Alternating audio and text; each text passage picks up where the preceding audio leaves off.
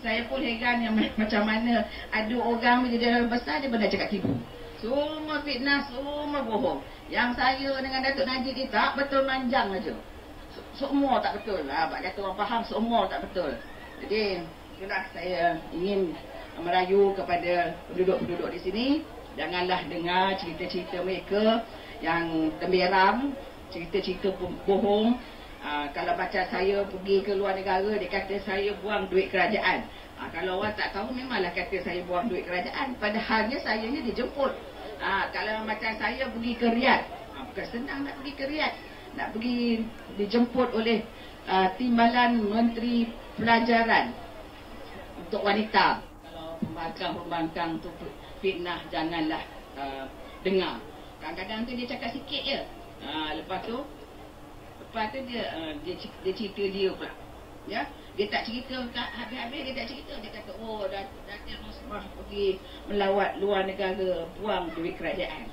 Dia kata memang saya pergi luar negara, tapi apa yang saya dapat, apa yang saya capai, orang tu, kalau orang dunia Arab mengiktiraf saya, jemput saya untuk memberi ucap tamu, itu kira macam kita wanita ni dah terror lah, betul tak?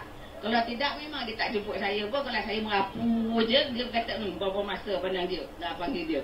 Jadi pegawai yang ikut saya pun ada bertanya, kenapa dia kata panggil isteri Perdana Menteri, dia kata kenapa tak panggil orang lain.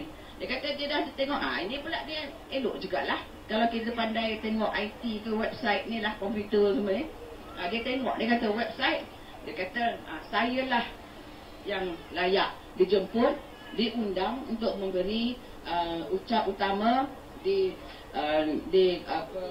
conference pendidikan tersebut. Ini conference maker yang pertama sekali diadakan berkenaan dengan pendidikan di Saudi. Bukanlah saya nak besar-besarkan diri saya, tapi saya nak menerangkan kepada orang di sini bahawa bukannya saya pergi sana seronok-seronok, saya pergi happy-happy kata orang tu, tak ada. Saya pergi sana buat kerja. Buat apa? Kalau saya nak pergi ke sana seronok-seronok, buat apa saya tinggalkan Datuk Najib? Dia cerita ni yang benda yang setengah saja. Kalau saya pergi sana, itulah Datuk Rosmah dia pergi, dialah kontrol Datuk Najib, dialah yang ini. Saya kata, ya Allah, ya Tuhanku, bila masa pula yang saya bercakap, you buat ni, you buat ni, you buat ni. Dia Datuk Najib nak dengar cakap saya. Saya kata dia tak tahu dalam rumah macam mana saya dengan Datuk. Kalau Datuk kata duduklah. Dia kata you tak usah pergi, tak usah pergilah. Kalau dia kata you bangun, you pergi sebab ni faham lagi air. Bangunlah, siap. Jadi bukannya saya yang membuat keputusan. Jangan dengar cakap mereka. Jadi saya harap orang-orang di sini, ya, bukan hanya yang hadir ni, semua yang ada di dalam perda ni, janganlah dengar dakyah-dakyah pembangkang tu yang sedap mengata saya Alhamdulillah. Itu dia mengata saya kata Alhamdulillah, ya. Saya tak mau nak berlawan dengan diorang. Kita semua apa benda yang ni kita serah kepada Allah SWT. Biarlah dia tahu, kalau dia tipu dia berdosa. Biar dia tahu seorang, dia tahu tu, tapi oleh kerana agaknya lebih kepada nakkan benda sesuatu jabatan tu, dia sanggup berbohong.